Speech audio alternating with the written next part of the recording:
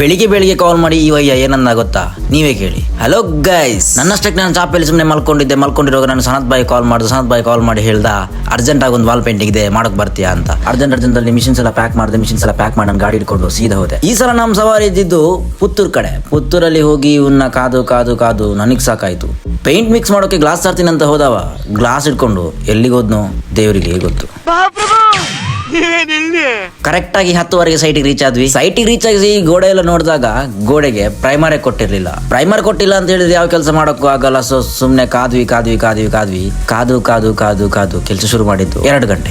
ಬೇಗ ಸ್ಕೆಚ್ ಎಲ್ಲ ಮಾಡಿದ್ವಿ. ಸ್ಕೆಚ್ ಎಲ್ಲ ಮಾಡಿ ಪೇಂಟಿಂಗ್ ಶುರು ಮಾಡಕ್ ಕೂತಾಗ ಸಂಜೆ 4 ಗಂಟೆ. ನಾವು ಪೇಂಟಿಂಗ್ ಮಾಡ್ತಿರುವಾಗ ನಮ್ಮನ್ನ ನೋಡಿ ಒಬ್ಳು ಬೇಬಿ ನಗಾಡ್ತಾ ಇದ್ದು. ಯಾಕೆ ಗೊತ್ತಾ, ಕೈಯಲ್ಲಿ ಬಟ್ಟೆಯಲ್ಲಿ ಫುಲ್ ಪೇಂಟ್ ಆಗಿರೋದ್ರಿಂದ ಅವಳಿಗೆ ತುಂಬಾ ಫನ್ನಿ ಅನ್ನಿಸ್ತಿತ್ತು. ಸೊ ತುಂಬಾ ನಗಾಡ್ತಾ ಇದ್ಲು. ಅದ್ರ ಮಧ್ಯ ಕರೆಂಟ್ ನಮ್ಗೆ ಕೈ ಕೊಡ್ತಾ ಇತ್ತು. ಅವಾಗ ಹೋಗ್ತಾ ಇತ್ತು, ಬರ್ತಾ ಇತ್ತು. ಇದಂತೂ ನಮ್ಗೆ ತುಂಬಾನೇ ಚಾಲೆಂಜಿಂಗ್ ಆಗಿ. ಸಣ್ಣ ವಾಲ್ ಪೇಂಟಿಂಗ್ ಸಂಜೆ ಒಳಗೆ ಮುಗಿಸುವ ಅಂತ ಹೇಳಿ ಕರ್ಕೊಂಡು ಬಂದ ಸನತ್ ರಾತ್ರಿ 11 ಗಂಟೆ ಆದ್ರೂ ವರ್ಕ್ ಮುಗಿಸ್ತಾ ಇಲ್ಲ. ನೋಡೋಕ್ ತುಂಬಾ ಸಣ್ಣ ವರ್ಕ್ ಆಗಿತ್ತು, ತುಂಬಾ ಡೀಟೇಲ್ ಆಗಿತ್ತು. ಸೊ ತುಂಬಾನೇ ಫಿನಿಶಿಂಗ್ ಕೊಡ್ಬೇಕಾಗಿತ್ತು. ಇದು ತುಂಬಾ ಚಾಲೆಂಜಿಂಗ್ ಆಗಿತ್ತು. ಸೊ ನಾವು ಕೂಡ ಅಷ್ಟೇ ನಿದ್ದೆ ಎಲ್ಲ ಬಿಟ್ಟು ವರ್ಕ್ ಮಾಡಿದ್ವಿ. ಸೊ ಸನತ್ ಅಂದು ವರ್ಕ್ ನಿಲ್ಲಿಸ್ತಾ ಇಲ್ಲ.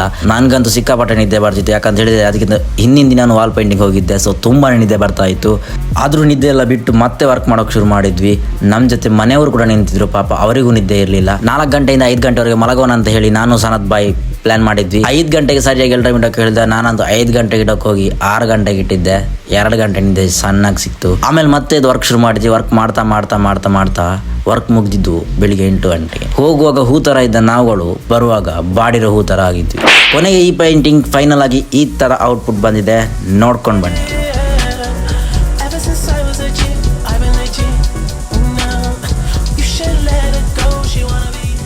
ನಾನ್ ಬಿಟ್ಬಿಟ್ಟಿದ್ದೀನಪ್ಪ ಬೇರೆಯವ್ರ ಚಿಂತೆ.